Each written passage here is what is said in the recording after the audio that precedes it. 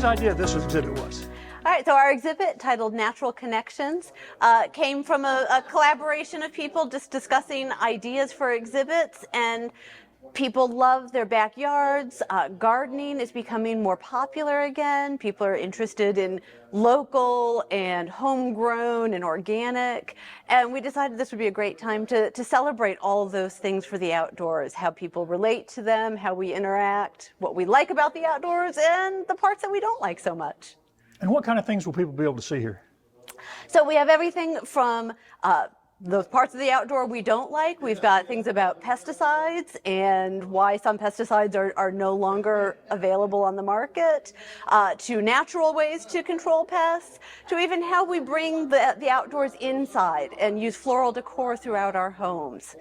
Is all here. We even have a great display about bees and the importance of bees in our outdoor life, as well as how important they are to our everyday life. And you'll have some other events associated with this exhibit, correct? That's right. We have a homeschool event coming up on Wednesday, March 27th, called Backyard Scientists. The students will be doing some soil testing, learning about different types of soil. We'll be extracting DNA from strawberries and bananas. We'll also be learning more about photosynthesis and watching a leaf breathe. We also have another event on May 2nd, where you'll be learning how to make flower arrangements from things in your own backyard. So you don't have to have the exotic flowers that florists have, just beautiful things in your own backyard. You can kind of make wonderful arrangements for your home.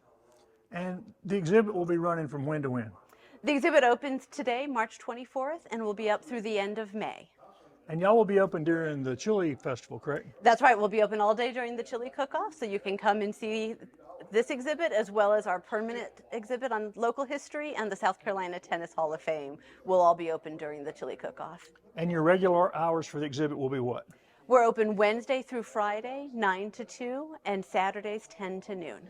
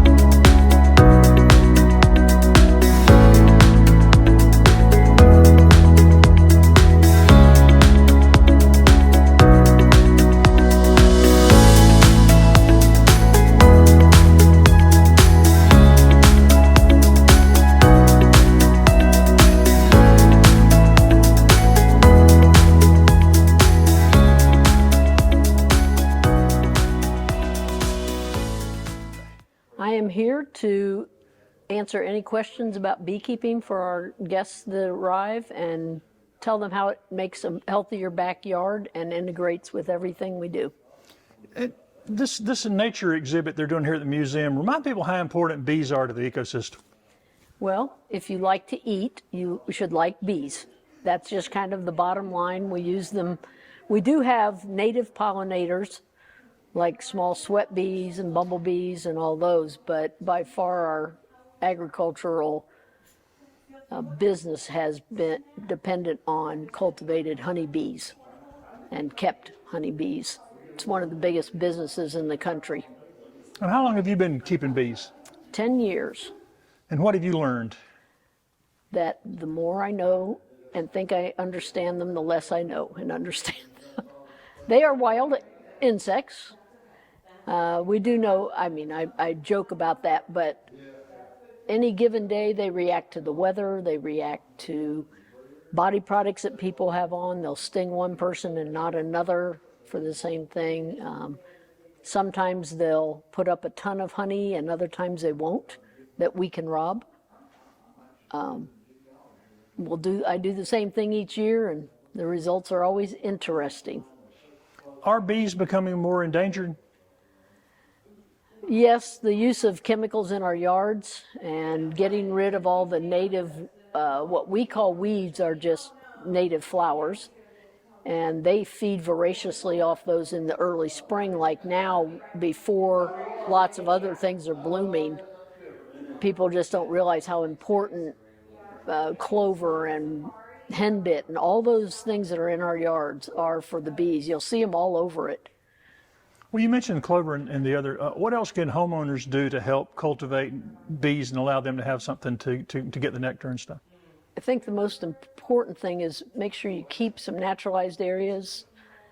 People hate dandelions, but they're the only flower that contains all the nutrients a bee needs in one flower. So they're excellent food source. Just don't get rid of everything. And chemicals are what will kill most of them because they'll go to a sprayed plant and bring it back to the hive, and that then affects many bees, not just them. And you and I were talking off camera about how important is local honey to a person's diet? Local honey from beekeepers such as myself is pure honey. We literally take it through the extractor, spin it out of the honeycomb, run it through one wire mesh to get the pieces of wax and stuff out of it or anything else, any other debris, and put it in jars. And that maintains all the natural enzymes and vitamins that are contained in it, which are the real health benefits. And those decrease over time. So it's better to eat it fresh. And local honeys are, and there's also small amounts of pollen in there. So the local bees have the local pollens. A lot of people believe it'll help you get over allergies because it's kind of like allergy shots where you're getting a small dose over time, but a much more tasty way to do it.